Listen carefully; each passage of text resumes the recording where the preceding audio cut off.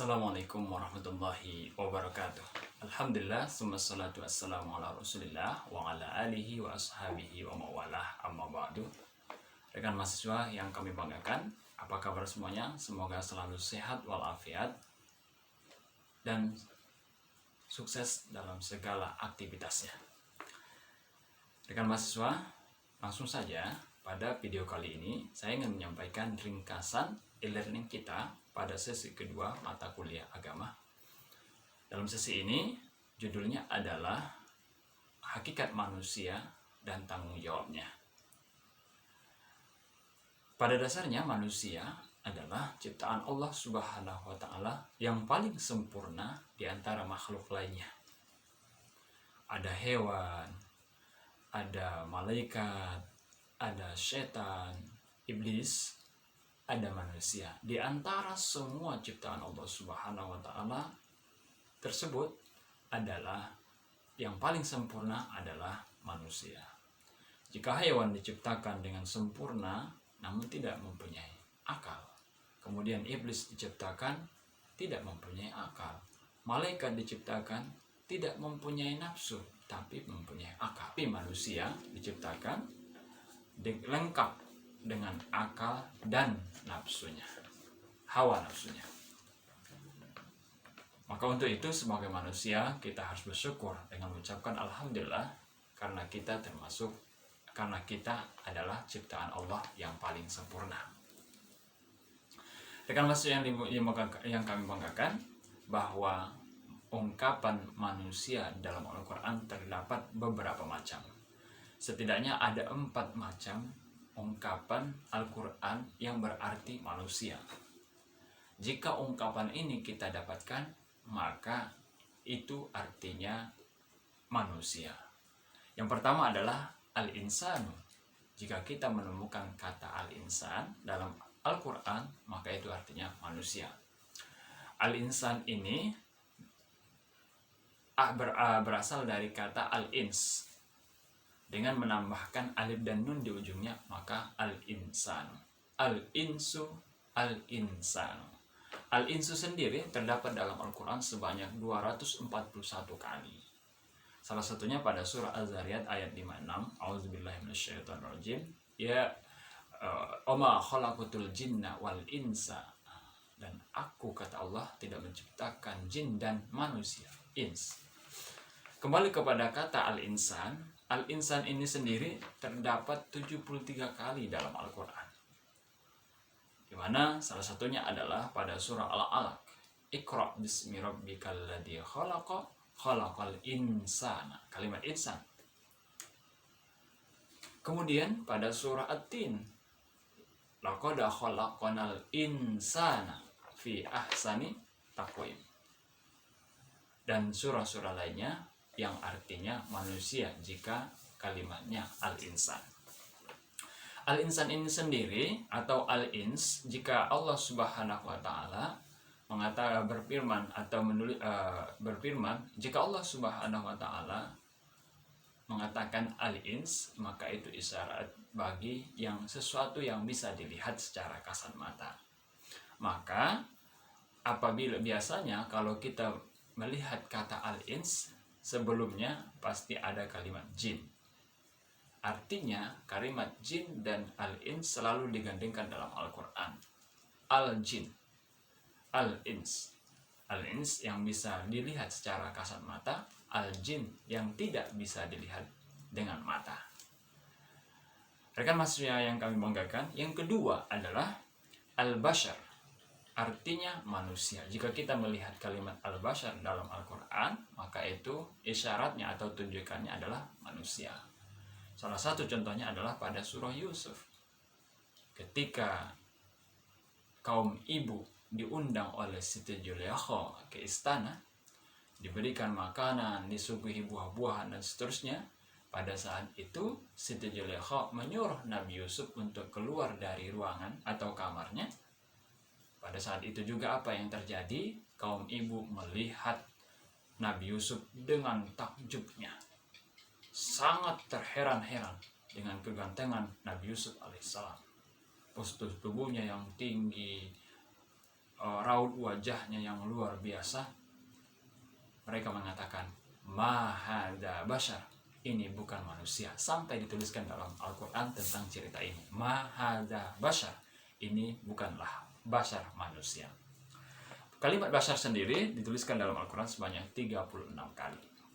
Kemudian ungkapan yang berarti manusia dalam Al-Quran, an-nas. Ini bisa kita temukan, ada an-nas ini dalam beberapa surah, ada beberapa ayat sebanyak 55 kali. Pada salah satu surah yang paling kita kenal adalah an-nas, qul a'udzu birabbin nas, malikin nas, dan seterusnya. Dalam surah Al-Fatihah juga disebutkan malikin nas. Dalam surah lain disebutkan ya ayyuhan nas. Apabila kita menemukan kalimat an-nas dalam Al-Quran, itu berarti Allah Subhanahu wa Ta'ala sedang bercerita tentang Anas, manusia. Kemudian yang keempat adalah Bani Adam, anak cucu Adam. Bisa kita temukan dalam Al-Quran sebanyak 9 kali. Salah satunya pada surah Yasin, a'udzubillahi minasyaitonirrajim, alam a'hada ilaikum ya bani Adam. Adakah kami tidak memberikan peringatan kepada kalian, wahai anak cucu Adam, ya bani Adam. Lanjutan ayat itu, alla ta'budus syaitan, agar kalian tidak menyembah syaitan. Innahu lakum aduwwum mubin, sesungguhnya syaitan itu adalah musuh yang nyata bagi kalian, kata Allah Subhanahu wa Ta'ala. Itulah beberapa ungkapan manusia di dalam Al-Quran. Kemudian beranjak kepada tanggung jawab manusia. Tanggung jawab manusia dalam Al-Quran setidaknya ada 2. Yang pertama adalah khalifah, yang kedua adalah sebagai penyembah, beribadah. Yang pertama adalah sebagai khalifah. Dalam Al-Quran sangat jelas pada surah Al-Baqarah ayat 30, a'udzubillahi minasyaitonirrajim, wa idh qala rabbuka lil malaikati inni ja'ilun fil ardi khalifah. Dan ketika Allah Subhanahu wa Ta'ala memberikan firman-Nya kepada para malaikat, inni ja'ilun fil ardi khalifah, saya akan menciptakan manusia sebagai khalifah di muka bumi. Makna khalifah artinya pemimpin, penanggung jawab, bahwa segala sesuatu yang terjadi di dunia ini merupakan tanggung jawab manusia. Dan segala sesuatu yang terjadi di muka bumi ini pasti ulah tangan daripada manusia. Maka sangat jelas dalam Al-Quran pada surah Ar-Rum ayat 41, Allah Subhanahu wa Ta'ala berfirman, a'udzubillahi minasyaitonirrajim, zaharal fasadu fil barri wal bahri bima kasabat aydin nas lidhiqhum ba'dal ladzi 'amilu la'allahum yarji'un. Zuharul fasadu fil barri wal bahr, nyatanya atau terlihatnya kehancuran di muka bumi ini. Ada gempa, ada longsor, ada banjir, dan musibah-musibah lain fil barri wal bahri, di darat dan di laut, bima kasabat aydin nas, adalah akibat ulah tangan manusia. Penebangan pohon mengakibatkan longsor, penambangan mengakibatkan gempa, keseimbangan bumi ini terganggu dan sebagainya, itu merupakan ulah tangan manusia atau yang dilakukan oleh manusia.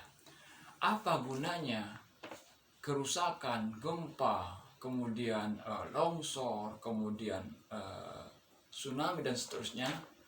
Apa manfaat daripada kejadian ini semua? Allah berikan kepada manusia liyuziqahum ba'dal ladzi, supaya mereka, kata Allah, merasakan merasakan dari apa yang sebahagian daripada apa yang mereka lakukan. La'allahum yarji'un, guna atau manfaat diberikannya musibah. Allah berikan gempa, Allah berikan tsunami, Allah berikan longsor, dan musibah-musibah lainnya. Apa gunanya? La'allahum yarji'un, supaya mereka kembali kepada jalan yang benar, supaya manusia kembali benar, supaya manusia sadar bahwa ini adalah akibat ulah tangan, bahwa ini adalah akibat daripada apa yang telah dilakukan oleh manusia itu sendiri. Rekan mahasiswa yang dimuliakan Allah Subhanahu wa taala, yang kedua, tanggung jawab manusia dalam Al-Qur'an yaitu penyembah, beribadah. Dalam Al-Quran surah Az-Zariyat ayat 56, A'udzubillahi minasyaitonirrajim, "Wa ma khalaqatul jinna wal insa illa liya'budun." Dan aku tidak menciptakan jin dan manusia, kata Allah, kecuali untuk beribadah. Tujuan hidup kita ke dunia ini adalah untuk beribadah, tidak ada yang lain. Maka orang yang beribadah berarti orang yang tahu dan betul sadar bahwa tujuan hidupnya adalah untuk menyembah Allah Subhanahu wa taala. Bagi mereka atau sebahagian dari kita yang tidak beribadah, kita sebut lalai, atau orang menyebutnya lalai, orang yang lalai dari tujuan hidupnya. Dalam Al-Quran disebut kalimatnya ghafilun, orang yang lalai.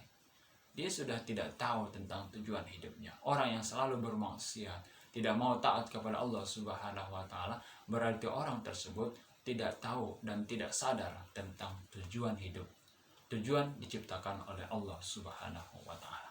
Kan mahasiswa, setidaknya kita bisa mengambil iktibar, gambaran dari pelajaran sesi kedua ini, mata kuliah sesi kedua ini tentang hakikat manusia dan tanggung jawabnya. Dengan mempelajari tanggung jawab manusia ini, setidaknya kita semakin kuat atau semakin yakin bahwa ternyata kita tidak diciptakan begitu saja. Kita punya amanah, kita punya tanggung jawab kepada Allah Subhanahu wa taala. Kelak akan dipertanyakan di hari kiamat bahwa kita harus menjadi khalifah, penanggung jawab, pemimpin di dunia ini, pemimpin bagi keluarga kita, pemimpin bagi masyarakat kita, pemimpin bagi seluruh makhluk yang ada di dunia ini. Nanti kelak di hari kiamat akan dimintai pertanggungjawabannya. Kemudian yang kedua, tujuan hidup kita adalah untuk beribadah kepada Allah Subhanahu wa taala di kantor, di masyarakat, di tempat-tempat yang lain. Semuanya harus bernilai ibadah kepada Allah Subhanahu wa taala agar kelak kita bisa mempertanggungjawabkannya di hadapan Allah Subhanahu wa taala. Mudah-mudahan video singkat ini bermanfaat bagi kita semua untuk lebih bisa paham tentang sesi kedua dalam mata kuliah agama Islam. Assalamualaikum warahmatullahi wabarakatuh.